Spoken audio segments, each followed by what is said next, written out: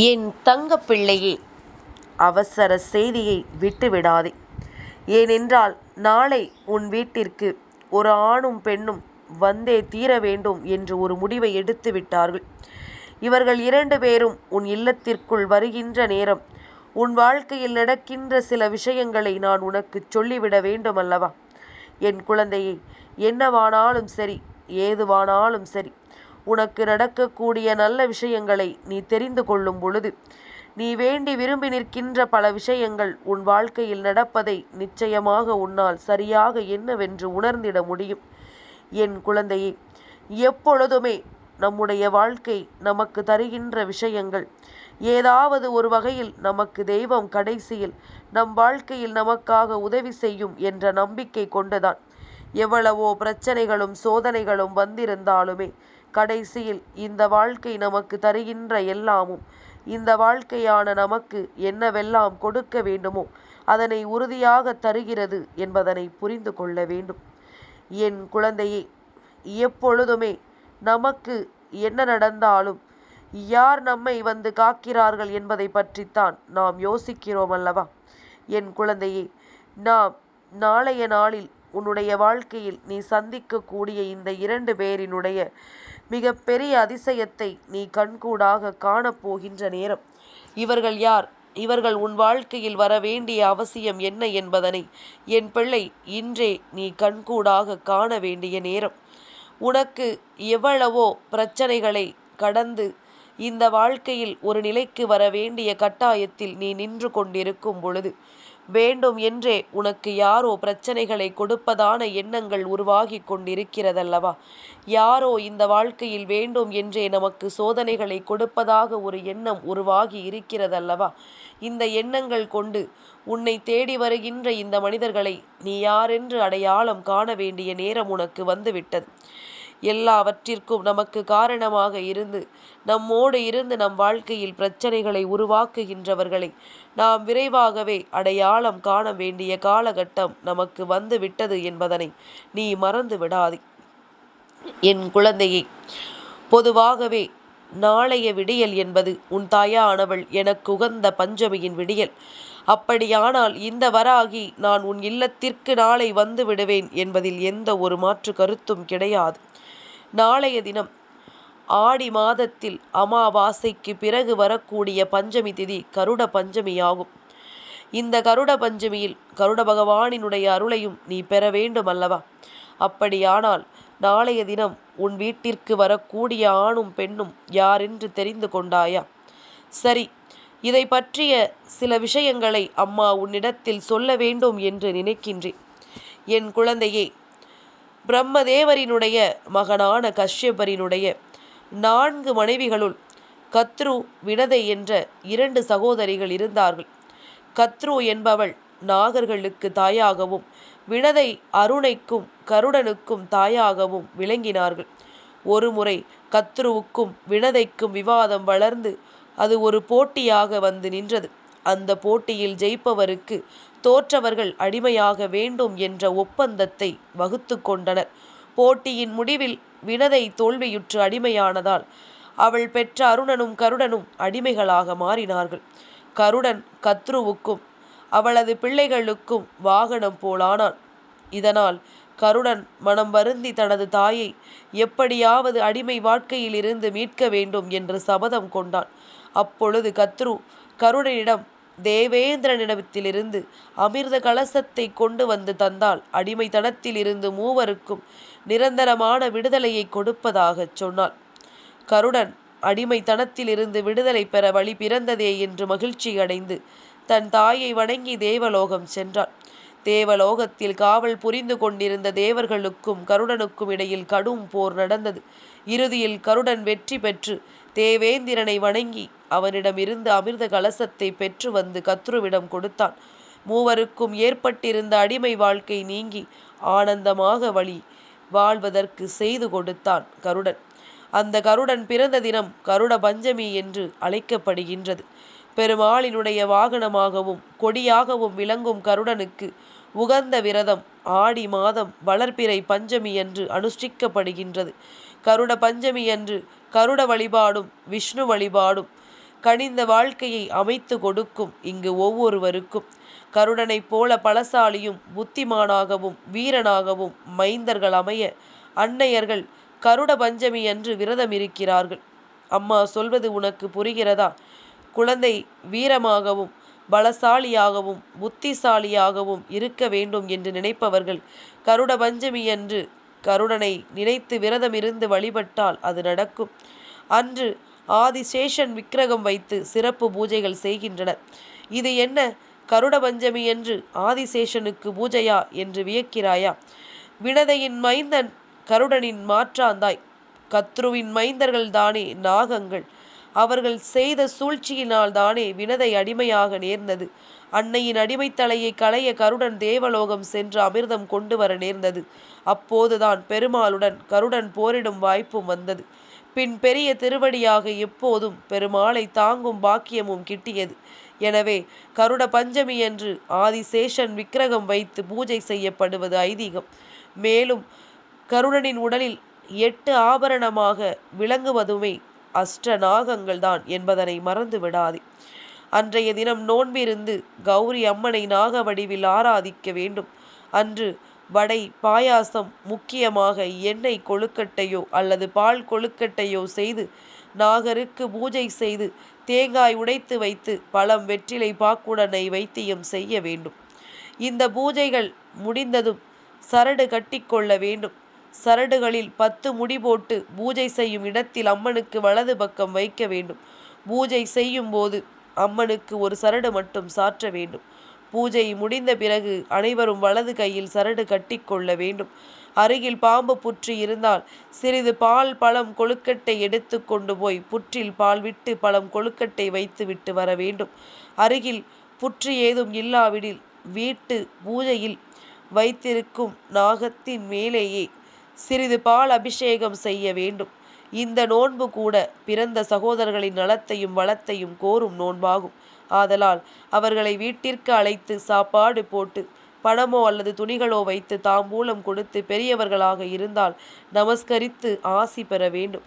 சிறியவர்களாக இருந்தால் ஆசீர்வாதம் செய்ய வேண்டும். கஷ்யப முனிவருக்கு வினதை கத்ரு என்ற 2 மனைவியர். இவர்களில் வினதையும் கருடனையும் கத்ரு பாம்புகளையும் பெற்றெடுத்தனர். கத்ருவிற்கு வினதையை பிடிக்காது. அதனால் அவளை தனக்கு அடிமையாக்க நினைத்து தந்திரமாக போட்டிக்கு அழைப்பு விடுத்தாள். அக்கா, நமக்குள் ஒரு போட்டி. பார்க்கடலில் இருந்து வெளிப்பட்ட உச்சை ஸ்ரவஸ் என்ற குதிரை என்ன நிறம் தெரியுமா என்று கேட்டாள். இதில் என்ன சந்தேகம், அது வெள்ளை நிறம் என்றாள் வினதை. இல்லை இல்லை, அதன் வால் மட்டும் கருப்பு என்று கத்ரு கூற வினதை அதை மறுத்தாள். சரி, நாம் ஒரு பந்தயம் கூறுவோம். யார் சொல்வது தவறோ அவர் மற்றவருக்கு அடிமையாக வேண்டும் என்றாள் கத்ரு. வினதையும் இதற்கு ஒப்புக்கொண்டாள். கத்ரு ரகசியமாக தன் பாம்பு குழந்தைகளுள் கருப்பானவற்றை அழைத்து, நீங்கள் போய் குதிரையின் வாளில் சுற்றி கொள்ளுங்கள் என உத்தரவு போட்டாள். பாம்புகளும் அவ்வாறே குதிரையின் வாளில் சுற்றி கொண்டன.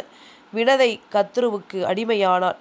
இதை அறியாத கருடன் வினதையிடம், அம்மா, நீ ஏன் சின்னம்மாவுக்கு எடுபிடி வேலை செய்கிறாய்? அவள் எங்கு சென்றாலும் அவள் பல்லக்கை சுமந்து செல்கிறாயே என்று வேதனையுடன் கேட்டது. நடந்த விஷயத்தை சொன்னால் வினதை. உடனே கருடன் சின்னம்மா கத்ருவிடம் சென்று, என் தாயை விடுதலை செய்ய நான் என்ன செய்ய வேண்டும் என்று கேட்டதோடு கத்ருவோ கடுமையான நிபந்தனைகளை விதித்ததும் அதனை நிச்சயமாக ஏற்றுக்கொண்டது கருடன். கருடா, நீ தேவலோகம் சென்ற அமுத கலசத்தை எடுத்து வர வேண்டும் என்று சொன்னதல்லவா? அதை சரியாகச் செய்து முடித்த கருடன் நிச்சயமாக மிக பெரிய பேரும் புகழும் பெற்றவன் என்பதனை மறக்கக்கூடாது. என் குழந்தையே, எப்பொழுதுமே நமக்கு இந்த வாழ்க்கை என்ன கொடுத்தது என்று யோசிக்கும் பொழுதுதான் இது போன்ற விஷயங்கள் எல்லாம் நம் நினைவிற்கு வந்து நிற்க வேண்டும். என் குழந்தையே, சுற்றியிருந்த கருப்பு பாம்புகள் அமுதத்தை குடிக்கும் ஆசையில் கீழே இறங்கிவிட்டது. அந்த நேரத்தில் வாள் கருப்பாக மாறியதன் ரகசியம் வெளிப்பட்டு விட்டதால் அதிர்ந்தாள் கத்ரு. இருந்தாலும் வினதை அவளை மன்னித்து விட்டாள். எதிரிக்கும் அன்பு செய்த வினதைக்கும் கருடனுக்கும் திருமால் காட்சி கொடுத்து தாயை காத்த தனையனை தன் வாகனமாக ஏற்றார். கருடன் பிறந்த நாளை ஆடி மாதம் பஞ்சமி திதியில் ஒரு சாரார் கருட பஞ்சமியாகவும், ஆடி மாதத்தில் சுவாதி நட்சத்திரத்தை ஒரு சாரார் பட்சிராஜர் திருநட்சத்திரமாகவும் அதாவது கருட ஜெயந்தியாகவும் கொண்டாடுகின்றார்கள். என் குழந்தையே, கருட பகவானுக்கு 2 கரங்கள் 4 கால்களும் உண்டு. அருள் ததும்பும் திருமுகம், கவலைக்குறியே இல்லாதவர். தனது 2 இறக்கைகளை விரித்து மண்டலமிட்டு வானத்தில் பறப்பவர். சிறகுகளை விட உடல் பருத்திருக்கும். குண்டலங்களை காதுகளில் அணிந்தவர். வளைந்த புருவங்கள், உருண்டை கன்னங்கள், நீண்ட மூக்கு, வெளுப்பான முகம் உடையவர். கருடனின் நித்திய வாசஸ்தலம் திருப்பார்கடலாகும். அவருக்குரிய மண்டலத்திலும் ஞானிகளின் உள்ளங்கையிலும் இருக்கக்கூடியவர்.